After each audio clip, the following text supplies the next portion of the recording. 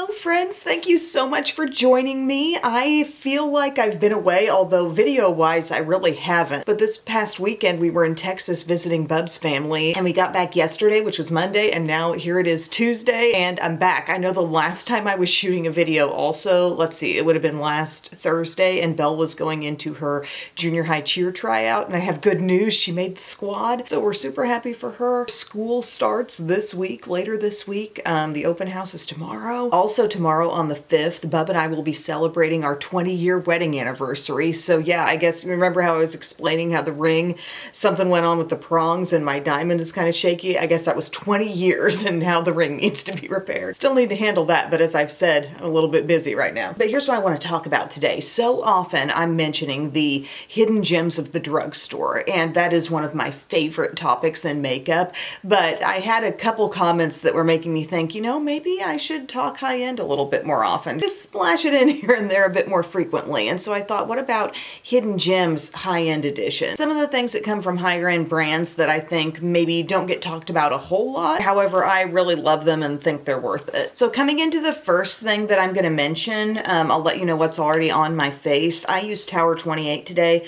I used my Sunny Days tinted moisturizer stuff. This is in 15 Melrose. This is an SPF 30. I would say it's like a light coverage product all over my skin. And then I used my Tower 28 concealer as well. Really good concealer. I enjoy the coverage on this. However, it does feel very lightweight and the shade is CC. Didn't name these in my underrated stuff because I just don't think they're underrated. I feel like I hear a fair amount about both of them, especially the concealer. But the thing that I'm going to bring in to set with this, I feel like it's an iconic product. It's been around a long time. In my mind, it's very special, but I just don't feel like people are talking about it as much as they should be for as unique as this product is. And I'm talking about the Bare Minerals concealer called Bisque or Summer Bisque or Well Rested comes into this category. It's kind of like an under eye brightening type of thing, but this really has coverage. So if you were just doing like a Bare Minerals look and you wanted to go in with your foundation and then use this as concealer without topping anything and just using this and this alone, it would have coverage for you. It's different than other just like setting powders. You know, we're seeing tons of brightening under eye setting powders. This definitely packs a coverage punch, and I'm using the little triangle brush, which I think you can still round this up.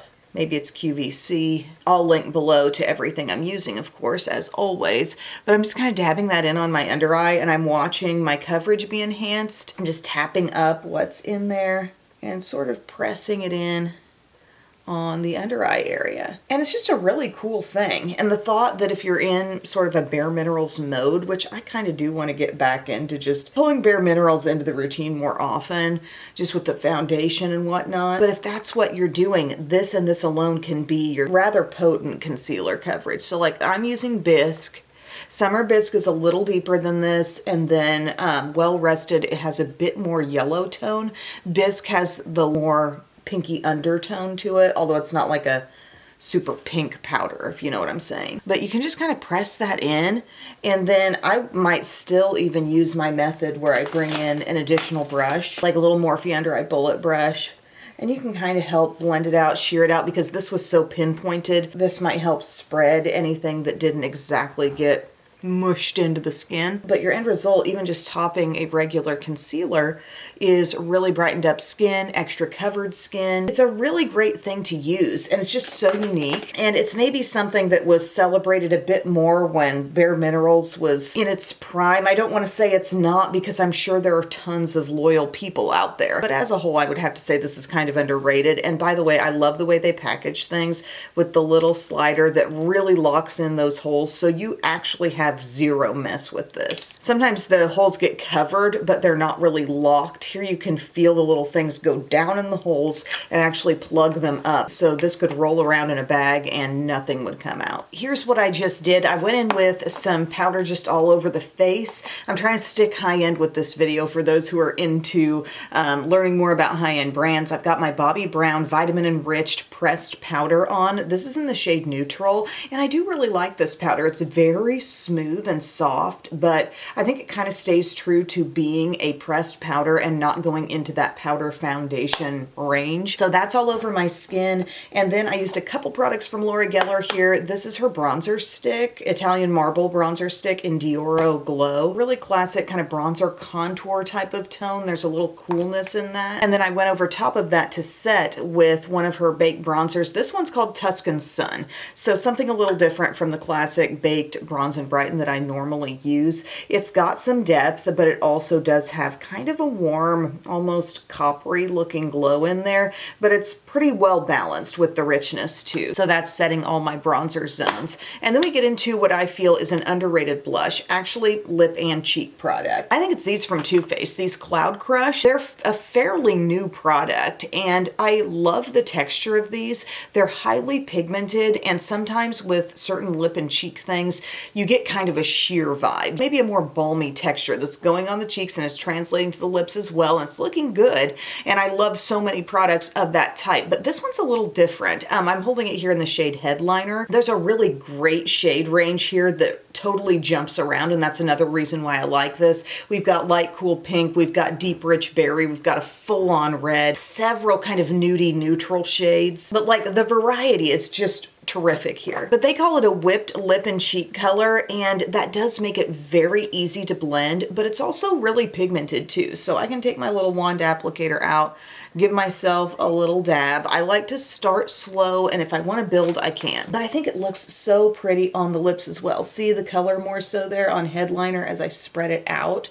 Also, the whipped nature of the product, I think, keeps it from setting in too fast. Like, you can blend that in really easily and not feel like, oh my gosh, I've got to rush, because I know a lot of liquid cheek products just set in super fast. It's not a struggle, but yet you are getting a lot of nice pigment there. Headliner is one of the more earthy ones, but as you can see, a small amount is still giving us a pop. I'm going to add a little bit more, and then we'll put it on the lips too.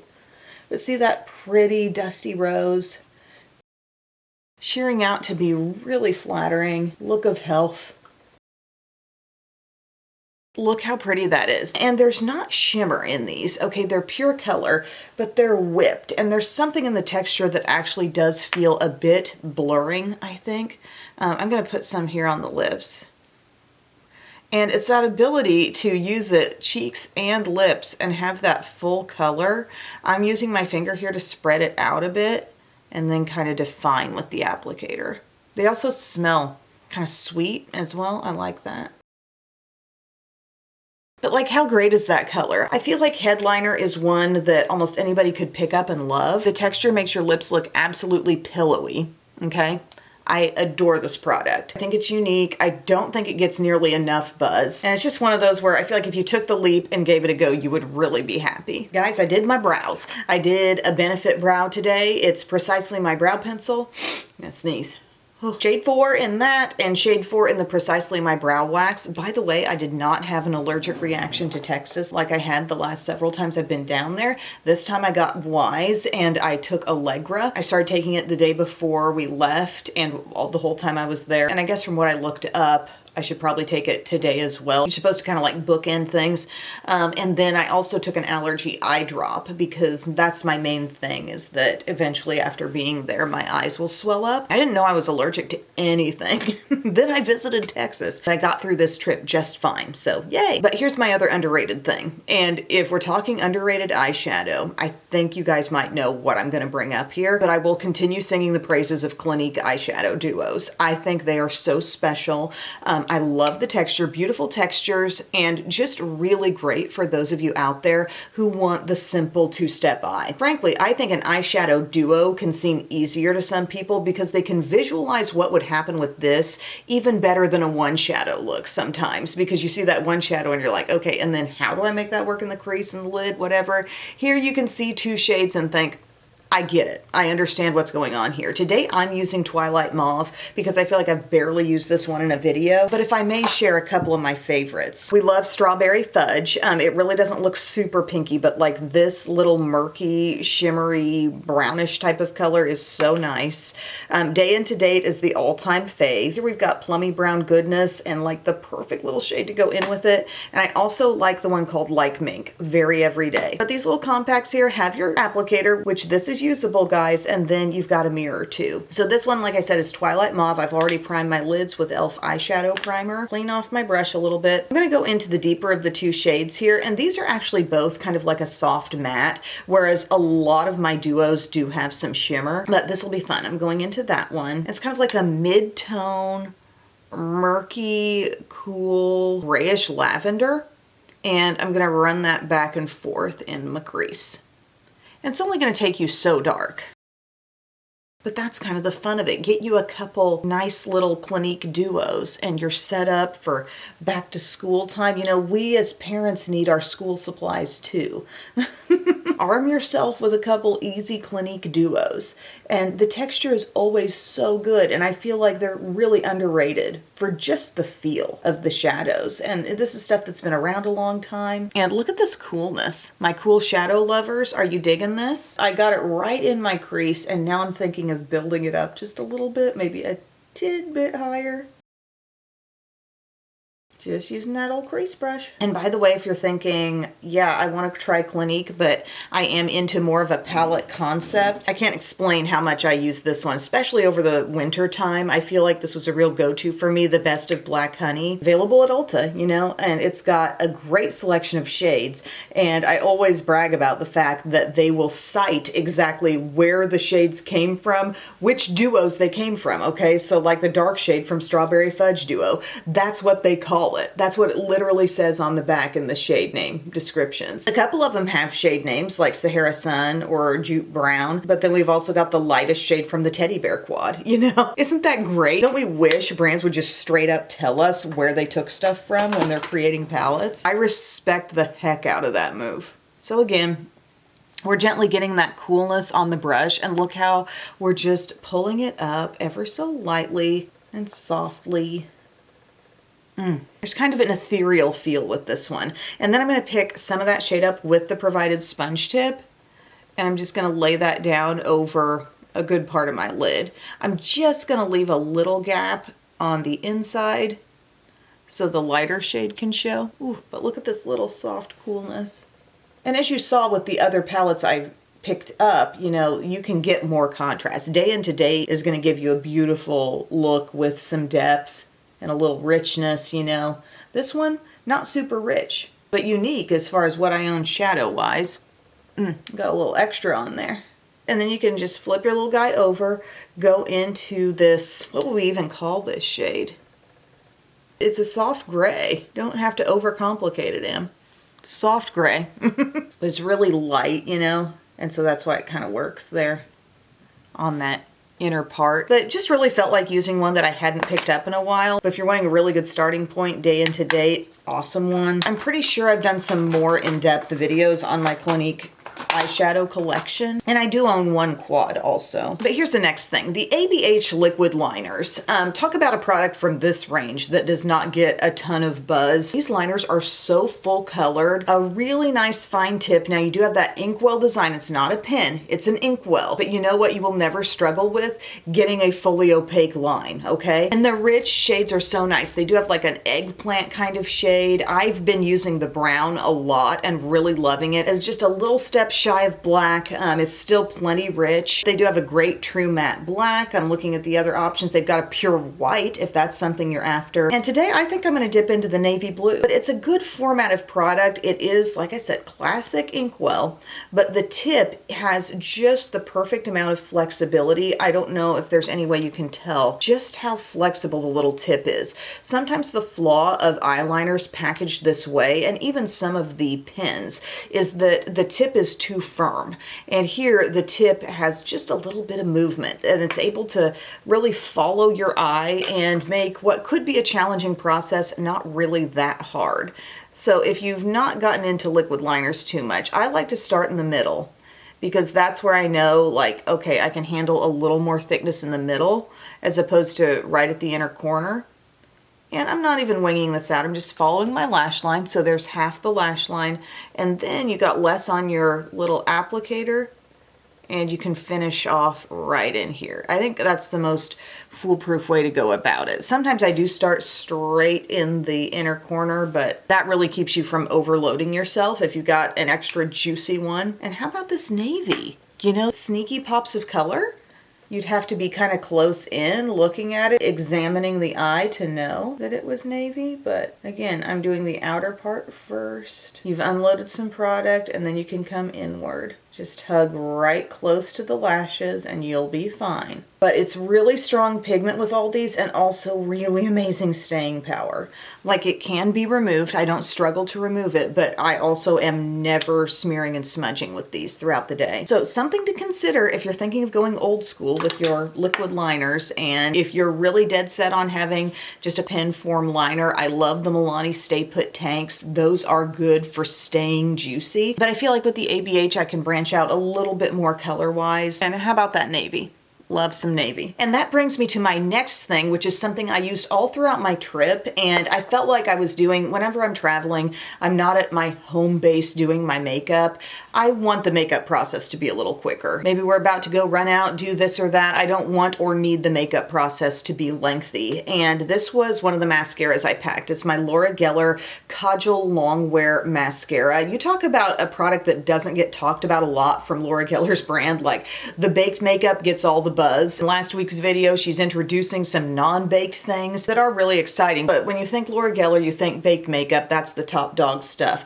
You're not really thinking of the mascara, but this is awesome. So my point that I was trying to come around to here was that I didn't do any really intense makeup looks. I was always going to put on mascara, and I feel like this one really let my lashes absolutely sing. It's even gotten better with a few months on it, you know? Really fantastic length with no funky ends. Absolutely dig it. I applied it in the car yesterday on the way home because we left pretty early and I didn't take time to even do makeup in the house before we left. And easy application. I didn't make any mistakes. Again, it's called Kajal Longwear Mascara, just like the Kajal Longwear Shadow Sticks. This is the mascara. Very, very buildable, lengthening, and capable of bulking your lashes up. So there it is, the rubber bristle brush, tapered toward the end.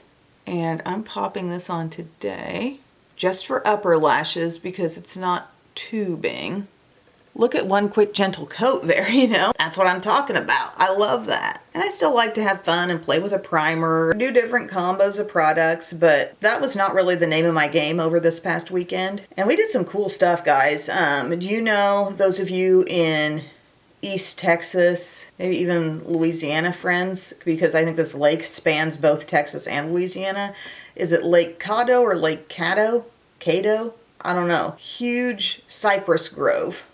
Really, really cool. Absolutely beautiful. We took a boat tour there and it was really awesome. Did you know Southern Illinois also has its share of cypress trees in the Cache River area? That's why I thought it was so funny, because Belle, for her 5th grade field trip, it was all about going down to the Cache River and seeing Southern Illinois' like super tall old cypress trees. And then here we go, within the same year, we're traveling to Texas and seeing incredible cypress trees also. This lake was just dense with them, and they had all that Spanish moss.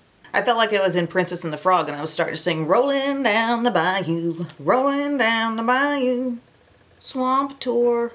And the tour guide said there were gators in there. We only had one possible little bit of a gator sighting. We thickened those lashes up, and a lot of days, you know, I wasn't even putting on any eyeliner, and I feel like the lashes were able to shine even more. And to finish the look, I'm just gonna pop on a little bit of some e.l.f. lash extender. Today is gonna be all about getting caught up before the school open houses start tomorrow. Gotta get all that school supplies we bought, like, distributed properly into the backpacks. And I was planning to get Belle and Eve some new shoes. But as for this video, last thing I'm going to mention, Lawless. I feel like the Lawless Forget the Filler glosses are pretty popular, fairly buzzed about, I would say. When you're talking high-end lip plumping products, They are a comfortable lip plumper, but there's a thickness to these. There's that cheese pull when you take them out of the tube, right? But when I'm thinking specifically nude lip, they have a certain shade that I think is so perfect. It's called Skinny Dip. Let me know if you guys have tried this one and if you would also agree that it's the perfect nude lip. But look how they pull when you take them out. And just on its own, it's gonna be a nude lip with pigment there. Hey, I said it was nude. It's not gonna like pop off my skin tone a whole lot. But for what it is, that is an opaque nude color, all right? But I'm gonna go topping off this rosiness actually that I have here. So I'm gonna take some of this and you're gonna see how it kind of nudes things up. If I'm thinking nude lip, like more often than not, I'm pairing it with like an earthy kind of lip liner. Like maybe Revlon Color Stay lip liner in nude. And then I'm popping this on for this nudie milkiness, okay? Look how it took my current lip and it took it from rosy to like a milky, soft, nudie pink. It is terrific, and it does give you just a little gentle tingle, you know, but it's nothing that annoys me. You know I'd tell you if I got annoyed by a lip plumping product. I will let you guys know when I don't like something like that. But I would say the Lawless ones feel kind of, after you've had them on for a few seconds, like gently cooling. Not even as much feeling as you get out of a Buxom one, but there's a thickness of the gloss that really takes the lines away in your lips, and I think that's where the plumping kind of comes from. They're thick, and I like that Skinny Dip shade for its milkiness and just contributing to a nude lip or lightening up whatever you've got going on. And those, my friends, are my underrated high-end gems. Just to recap, we talked about the Bare Minerals, Bisque, Too Faced doing their thing with the Cloud Crush Whipped Lip and Cheek. I love those. Clinique doing a bang-up job with their little duos. ABH liquid liners, a really phenomenal liquid liner. This Laura Geller Kajal Mascara making the lashes pop and lengthen out. And like we just said, the icing on the cake for a nude lip. So thank you for your time, everybody. I hope you enjoyed this video. I hope those of you who were itching for something more high-end related got a kick out of this. And yeah, I will see you all again very soon. I love you. Bye.